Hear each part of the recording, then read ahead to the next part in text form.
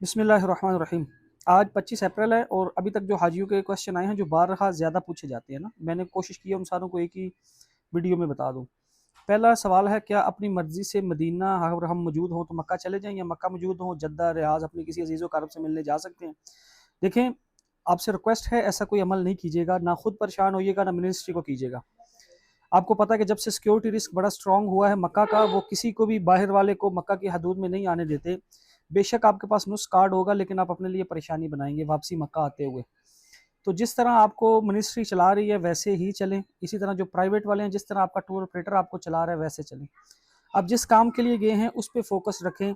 बाकी जितने अजीज़ कारब रिश्तेदार ये पूरी ज़िंदगी मिलते रहते हैं, तो मैं किसी को ये प्रेफर नहीं करूँगा। बहुत सारों को शौक होता है, हम मक्का हैं, हमारे भी बहुत दिन बचे हैं, तो हम एक मदीना चक्कर ना लगाएं। तो आप परेशान होंगे और दूसरों को भी करेंगे। हज जब हो जाए, तेरह तेरह क्या ना है जिलहिज्जा के बाद, जहाँ मर्जी जाएं सब चीज़ें रुकावटें खुल जाती हैं।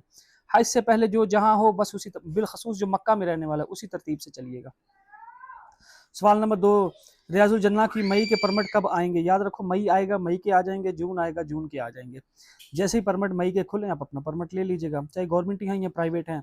गवर्नमेंट वाले मोस्टली क्वेश्चन करते हैं कि हम शॉर्ट पैकेज में हमारे कितने दिन होंगे। याद रखो, अगर किसी के शॉर्ट पैकेज के दिन 22, 28, 25, 30 जितने भी आ गए हैं, मदीना में दिन उनके 3 ही हैं। लॉन्ग पैकेज वालों के जितने भी दिन आ गए हैं, मदीना में दिन उनके 8 ही हैं, चाहे वो हज के बाद जाएं या हज से पहले, उसके हिसाब से बाकी चीज़ों का निसाब बना लें। जो हमें नुस्ख कार्ड मिला है उसमें भी तो तस्वीर है, तो क्या उससे नमाज हो जाएगी? आप उसको उस जिम्मे में लें, जैसे हमने पैसों के नोटों के ऊपर नहीं पिक्चर बनी होती, तो वो भी पास रखे होते हैं ना।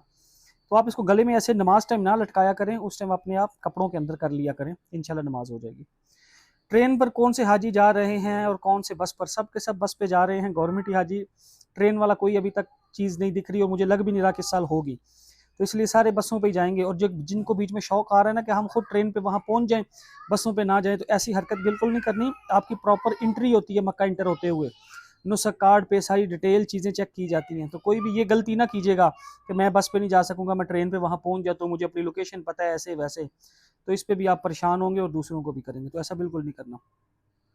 क्या हज पैकेज में सिम सब के लिए फ्री है या गवर्नमेंट वालों के लिए? अभी मैंने थोड़ी देर पहले एक वीडियो भेजी है, एक भाई ने मुझे भेजी थी, 328 नंबर गेट पे वो लगे हुए थे बॉक्स जो होते हैं, वहाँ सलाम के सिम सबको फ्री मिल रही है नुस्ख कार्ड पे। मेरे पास वहाँ की रिपोर्ट थी, वो मैंने शेयर की है।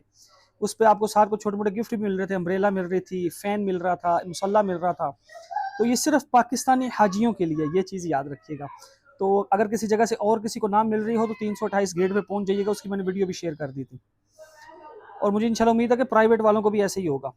सवाल नंबर 6, जूतों पर सिलाई, बैग पर सिलाई या बेल्ट पर सिलाई के हवाले से क्या कोई शरी मस? याद रखो, सिलाई जस्ट एहराम की हालत में वो मन है जो लिबास की मानिंद हो जाए, शलवार कमीज अंडरवेयर इस तरह। बाकी अगर आपको चादरें भी फटी हो ना एहराम की, तो आप उनको सिलाई कर लो, कोई ममानत नहीं है। और ये जो सिलाई है ना, ये तो खैर उस जिम्मर में आती ही नहीं है, बैगों की जूतों की, ये थोड़ी मन है, इसके सिलाई के बगैर चीज़ें कैसे बनेंगी? तो हाजी परेशान ना हुआ करें, वो बैग हो, जूता हो, बेल्ट हो जिसमें सामान बांधते हैं लोग पेट पे रखते हुए, ये सारी चीज़ें पहन सकते हैं, उस पर सिलाई हो ना हो कोई फ़र्क नहीं पड़ता। ये चीज़ याद रखें, सिलाई का जो बेसिक मसला है वो मैंने आपको बता दिया। रैशेज़ क्रीम या खुशबू वाली क्रीम के इस्तेमाल का क्या हुक्म है? एहराम में क्या एहतियात ज़रूरी है? याद रखो, एक मैं क्रीम अक्सर मोस्टली सबको प्रेफर करता हूँ, क्लोबोवेट, ग्रीन कलर की, येलो नहीं, ऑरेंज नहीं, उसमें खुशबू है। कोई भी खुशबू के बगैर क्रीम हो, वैसलीन हो, कुछ भी हो, वो आप यूज कर सकते हो रैशेज के लिए। मुझे इस बार एक बंदे ने ना एक टोटका दिया था, मैंने अभी तक यूज नहीं किया। वो कहते हैं मैं खुद करता हूँ रेगुलर, क्योंकि वो रेगुलर हज पे जाने वाले हैं। वो कहते हैं कि मैं ना, वो नहीं होती जो वो सूप में डलती है, उसको क्या बोलते हैं, कॉर्नफ्लोर। वो कहते हैं कि मैं कॉर्नफ्लोर यूज कर लेता हूँ, तो मुझे उससे बहुत फर्क पड़ता है। तो कोई यूज करना चाहे करें, बेसिक मसला समझे, कोई भी चीज़ खुशबू के बगैर हो तो आप कर सकते हैं। ये ऑयल, कोकोनट ऑयल, जैतून ऑयल, ये वो दाएं बाएं, इस पर इख्तलाफ है, बेहतर है इसको ना ही यूज़ किया जाए। सवाल नंबर 8, हज पैकेज में दिए जाने वाले गोश्त और चिकन क्या हलाल और म्यारी होता है? ये इतना हलाल और म्यारी होता है कि इतना हमारे पाकिस्तान में नहीं होता। ये सवाल हमने कभी पाकिस्तान में नहीं किया। मेरा उस पोल्ट्री फार्म का काम है ना, तो हम देखते हैं बड़ी बड़ी मरी मुर्गियां चल रही हैं और लोग खुशी खुशी से फ्रोजन लेके जा रहे हैं। आपको कोई यकीन है कि ये फ्रोजन जो है वो हलाल आया हुआ है? या जो गोश्त बिक रहे हैं जिन पे हमें कोई भी अपने घर से बैठे स्टैंप पे लगा सकता है? तो याद रखो, जैसे हम यहाँ हुस्ने जन रख के आगे मुसलमान है, इस्लामी ममालिक है, तो इस तरह इत्माद करते हैं ना, इसी तरह वहाँ भी किया करें, ना खुद ऐसे वसवसों में पड़े ना दूसरों को डालें। हाँ, पहले कभी ब्राज़ीलियन चिकन आता था, उस पे कुछ इख्तलाफात थे, अब तो लोकल है सब कुछ, इसलिए देखा नहीं अलबेग ने भी ऊपर हलाल लिखा होता है। और जितना गोश्त आपको हज पैकेजों में मिल रहा है चिकन गोश्त, ये सब का सब हलाल है, बिल्कुल ठीक है। सिर्फ इसकी कटिंग जो है वो कह लें कि मशीनों पे होती है, तो आप इसलिए तजस्सुस में लोग पड़ जाते हैं और वसवसा डालते हैं, तो ऐसे वसवसों में ना आया करें। रियाजुल जन्ना में दाखिले के लिए पैसे देकर परमिट लिए लेना हराम है, हराम इस पे तो फतवा भी आ चुका है। आप रियाजुल जन्ना जाएंगे रिश्वत दे के, तो फिर क्या लेके आएंगे वहां से? सिर्फ सैर करके आएंगे और कुछ भी नहीं होगा। जो इस तरह कर रहे हैं वो भी हराम कर रहे हैं, जो उनसे ले के जी हाय हम आए हैं, फिर आप आए ना आप आए हमारा दिल चाहता है, तो ये बस दोनों एक ही कैटेगरी में पता नहीं क्या कर रहे हैं। अल्लाह पाक इनको हदायत भी दे और माफ़ भी करें। सवाल नंबर 10, क्या हाजी को हज के अलावा पाकिस्तान में भी कुर्बानी, याद रखो मैंने ये मसला पहले भी कई बार बताया है, हज की कुर्बानी दमे शुक्र है, पाकिस्तान वाली कुर्बानी आपकी हैसियत वाली कुर्बानी है जो आप हर साल करते हैं, इब्राहिमी कुर्बानी। इन दो का आपस में कोई लेन देन नहीं, ये दोनों अलग हैं, दोनों करनी होती हैं, तो इस चीज़ को ज़रा समझा करें, मैं इसको कई बार बता चुका हूँ इसमें।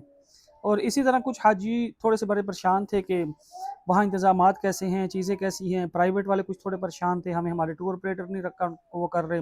अब इंशाल्लाह आहिस्ता आहिस्ता सारी चीज़ें ठीक होना शुरू हो जाएंगी। अभी तक मुझे यही क्वेश्चन आए थे, इनके मैंने आंसर दे दिए हैं। अगर किसी का कोई क्वेश्चन हुआ तो इसी के कमेंट पे कर लीजिएगा, मैं इंशाल्लाह उनका आंसर दे दूंगा। क्योंकि मंडे से हाजी अब जाना शुरू हो जाएंगे मक्का, तो अब मेरी कोशिश है कि मैं उनको नियत करने का तरीका, तो आप सही, बाल काटना, ये सारी चीज़ें अब आगे ना मक्का को शुरू करते हैं। मदीना जैसे हमने काफ़ी कवर कर लिया है, अब इंशाल्लाह मक्का की तफसीलें आपको देंगे, उम्रा करने का तरीका सारा, फिर आगे साथ साथ चलते चलते आगे हज की चीज़ें भी आपसे कवर करते रहेंगे। तब तक दुआ में याद रखिएगा, कहा सुना माफ़ है। अल्लाह हाफिज़।